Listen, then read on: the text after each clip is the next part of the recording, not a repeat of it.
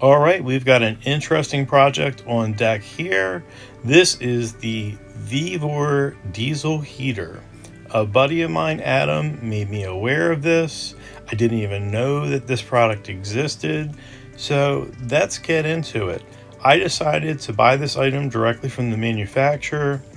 You might see this after registering price. I was very skeptical of that. It was pretty simple. Like, you just put your email address in there, and I think there was a couple extra steps, but you're not like signing up for anything crazy. And I did get that price. It is not a scam. So let's talk about this thing and what it is and how you would use it. It's basically, it's not like a piston engine. It's more like an oil burner, but people are using these things in their vehicles. Like, have you ever heard of like people in Alaska where like the car won't start and stuff like that? So they're keeping the vehicles warm with it. People are retrofitting their RVs with this, going from that wet, dank propane heat to a nice dry heat.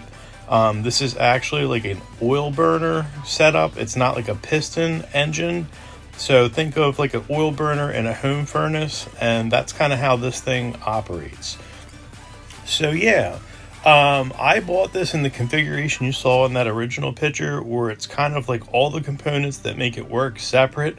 So you can kind of make more of a custom system with this, and that may not be for you. You could buy it like this, where it's all the components are assembled in just an easy to carry unit. You can get it in a lot of different configurations here. So what I'm going to do is use it in this mobile home I bought. The mobile home has a 50 amp plug. I don't have 220, so I bought an adapter plug to go from 50 to 30 amps, so I can run this mobile home's electric system off of my 4500 watt inverter generator. Took a look in the box to see what's going on, hooked it up, it works. I have power to the circuits. So now let's look into this existing heating system. So, there's the box. The box was dead.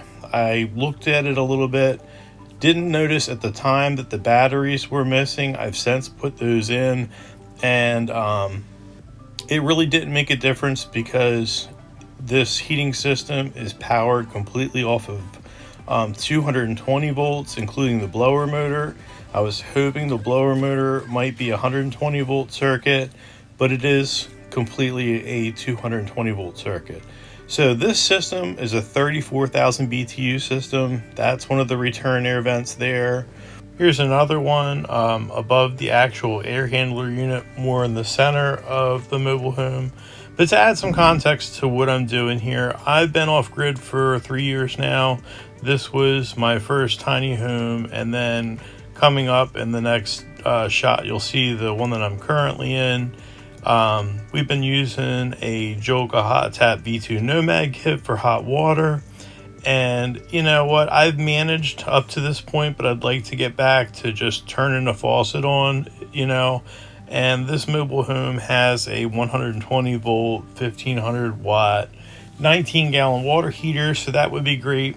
The only problem is that, it's cold in there. I'm not ready to actually like redo this home. I just got a good deal on it. I did another video about that. Audio is a little bad, so excuse that, but you get to see the process. But yeah, so if I pop this thing in here and just keep it above freezing, I can use this sink to wash my dishes, and I can use the shower in there and then start working on the thing without being freezing. So yeah, here it is. Do you have one of these? Let me know how it's working for you.